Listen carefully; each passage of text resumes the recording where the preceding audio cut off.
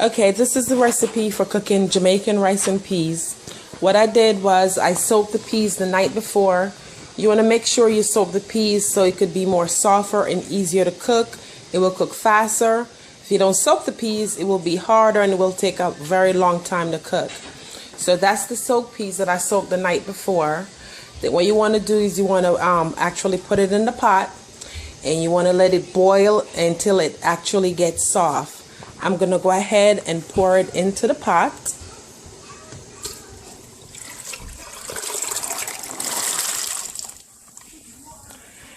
And I'm going to fill the pot up with water. And you're going to put some salt in the pot. You're going to have to use your judgment on the salt because it depends on the amount of rice and peas you want to cook. Now the peas is cooked. If you could look, you want to check the peas to make sure it's fully cooked. If you squeeze it, it's supposed to look like this. That tells you that the peas is cooked. So once the peas is cooked, what you want to do, you want to go ahead and put your coconut milk in it. I don't have any preference as to what coconut milk I use. You could use Parrot, is a good coconut milk. Grace, doesn't really matter to me. What you do not want to use is the coconut milk that is sweetened or the one they use to make pina colada. If you do use that one, then your rice and peas will have a little sweet taste to it. So you want to make sure it's just unsweetened coconut milk. Once I put the coconut milk in there, you want to go ahead and get some thyme. You want to use fresh thyme. You're going to put some thyme in it.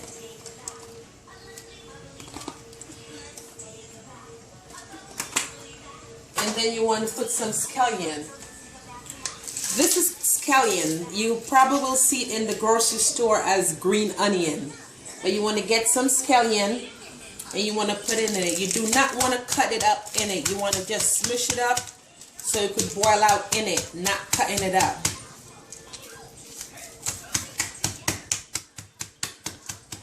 You put in your scallion in there. And then you also want to use some garlic.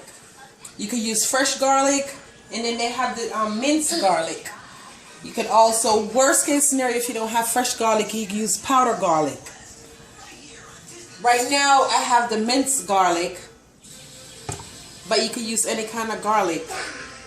You want to put around this much garlic, a tablespoon of garlic. It all depends on how much you're cooking and how much garlic you want to put in there. So a lot of the stuff you're going to have to use your discretion as to how much you want to actually put in the pot. So now you have your garlic in, you have the thyme, and you have the scallion. You want to just make sure you test the water. Make sure it's okay. Make sure it's not too salty. If you need to add salt as you go by, you could just add as you need it. Milk in. Then you want to go ahead and add some butter to it. Now you could add butter according to, you know, your discretion. You want to mix the butter in. Once I mix the butter in, I have my rice. I already washed the rice, and I'm going to wash my rice around 2 times. So the rice is all washed. What you want to do is just go ahead and pour your rice in. Try to skim your rice in because there's still a lot of water that sits in the bottom of the rice from washing it. And you don't want to get the water into your rice and peas. So you want to be careful and just getting the rice out and not draining the water in there.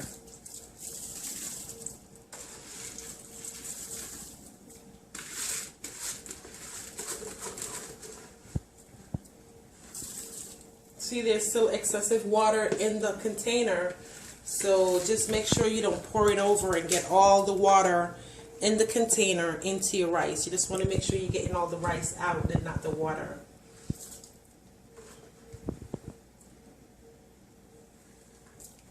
Okay.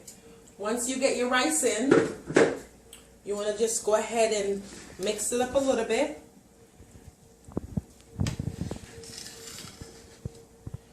Once you put the rice in, you want to make sure your water is just above the rice. You don't want to have too much water in it, else you're going to have real soft, mushy rice and peas. You want to make sure the water is just above your rice.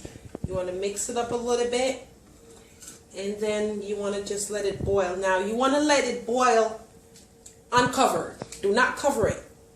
You want to let it boil, and once the water gets a little bit below the rice, then you want to actually use your spoon and fluff it up a little bit and get the bottom to the top. You want to fluff it, then you want to cover it. Once you cover it, you want to turn your fire down and let it steam the rest of the way. If you cover it too fast, you're going to have soft rice. If you wait too long, your rice is not going to be cooked properly. So you want to let it boil on high, uncovered, and let it go down all the way to under the rice. Then you want to cover it. So this is how you cook rice. Okay, now you see the rice and peas. You see the water is just underneath the rice. You could still see the water moving up. You want to just give it a little fluff.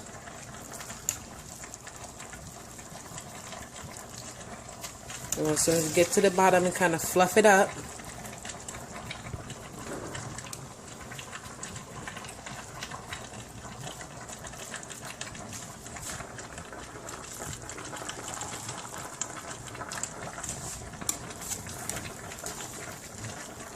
I'm going to just give it a little fluff. And now you give it a little fluff. You want to go ahead and turn it down. Turn it down low. This is what it should look like. And then you want to go ahead and cover it.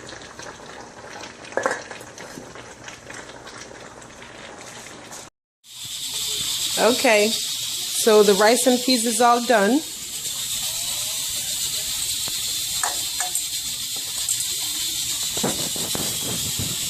Now from the time you last saw the rice and peas and I cover it, I'm just now taking the cover off, and this is what it looks like. See? All done.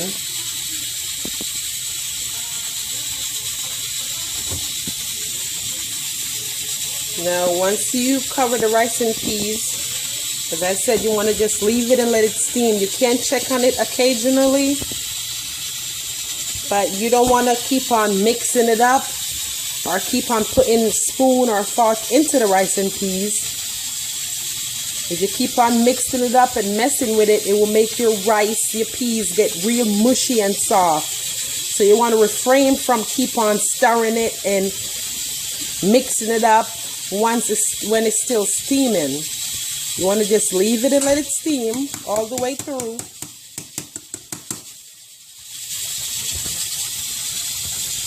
And then just give it your little fluff, and it's all done.